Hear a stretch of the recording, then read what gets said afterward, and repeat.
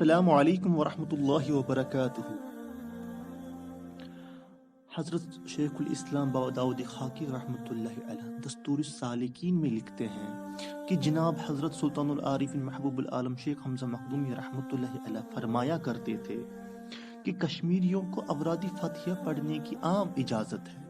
جب جناب امیر کبیر میر سید علی حمدانی رحمۃ اللہ علیہ کشمیر تشریف لائے تو چند ایک احباب سے خوش ہو کر اوراد فتحیہ ان کے سپرد کی اور فرمایا کشمیریوں کو اس کے پڑھنے کی عام اجازت ہے۔ چونکہ جناب امیر کی واپسی کے بعد تمام لوگ اسے پڑھتے آئے ہیں، اس لیے معلوم ہوا کہ اجازت لینے کی کوئی ضرورت نہیں۔ ہاں، اگر کسی کو باطناً بھی روحانی طریقے سے بھی اس کی طرف رہنمائی کی جائے تو یہ نور علی نور ہے۔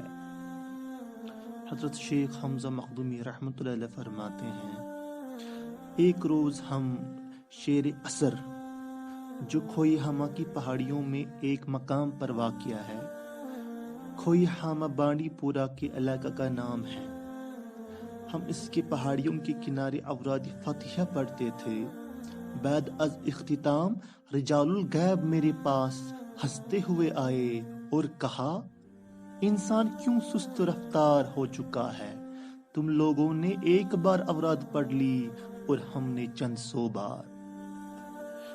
اوراد فتحیہ آیات بینات اور احادیث مصطفیٰ صلی اللہ علیہ وسلم کا مجموعہ ہے، اس لیے بہت سے مشائخ جو ہمیشہ اس کو پڑھتے آئے ہیں پر خداوند کریم نے فتوحات سے نوازا، اسی لیے اس کا نام اوراد فتحیہ ہے، یعنی کہ جس سے کامیابی حاصل ہوتی ہے۔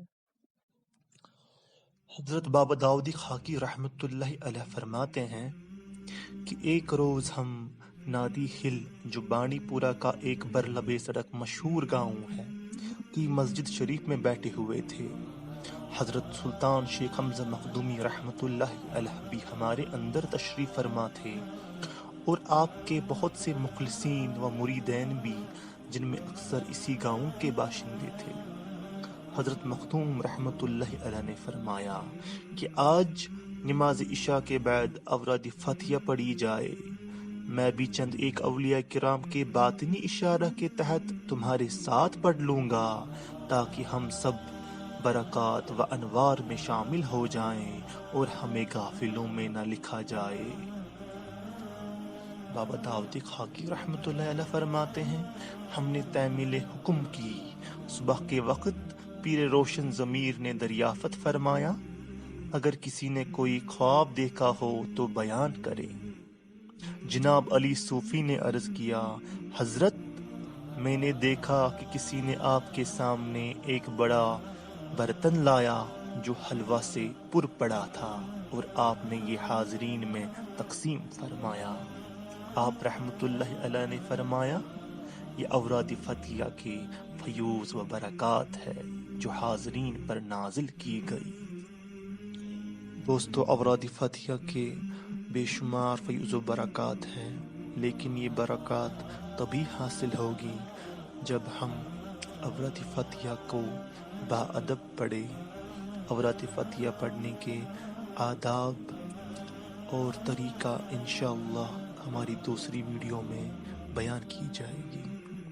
سبسکرائب کیجیے اور شیئر کیجیے تاکہ بہت سے لوگوں کو اس کا فائدہ پہنچے۔ السلام علیکم ورحمۃ اللہ۔